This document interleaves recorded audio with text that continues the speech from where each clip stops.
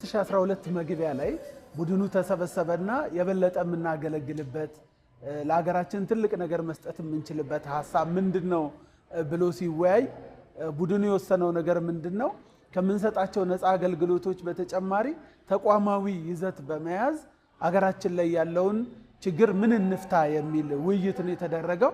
በዚህም ስልጠና ላይ ብንሰራ የብዙ ወጣቶችን ችግር መፍታት እንደምንችል ከዛ በተጨማሪ ደግሞ ይዘነው የምንመጣው መድረክ በየክልሉ ስናሰለጥን ያየነው ወጣቶች ሰልጥነው ኦፖርቹኒቲ እጃቸው ላይ ስለማይኖር ስልጠና እያሰለጠኑ ኦፖርቹኒቲ በመስጠት ታላቅ ለውጥ ማምጣት የሚቻልበትን መድረክ መፍጠር እንችላለን በሚል እሳቤ ቡድኑ ተቋማዊ ይዘት እንዲኖረው ተወሰነ። የቅን ቢዝነስ ግሩፕ ዓላማው ባለራዕይ፣ ቅን፣ ጤናማና ባለጸጋ ትውልድ ማፍራት ነው።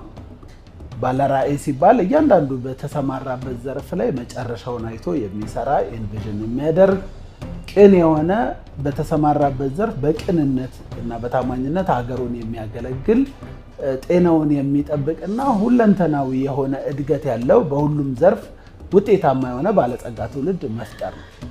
የቅን ቢዝነስ ግሩፕ እንደ ቢዝነስ ግሩፕ ሲቋቋም ከሌሎች ቢዝነስ ግሩፖችም እንዲለይ የተሰራበት አንደኛው ነገር ትውልድ ላይ ያተኮረ ስራ ብቻ መስራት ነው። እንግዲህ ባለራዕይ፣ ቅን፣ ጤናማና ባለጸጋ ትውልድ ካልን ከዚህ ራዕይ ማስፈጸሚያ ውጪ የሆኑ ማንኛውም ቢዝነሶች ላይ ገንዘብ ቢያመጡም እንኳን አይሰራም። ስለዚህ ትውልድን ያቀፈ ሁልጊዜ ራዕዩን ብቻ ተከትሎ የሚሰራ የቢዝነስ ግሩፕ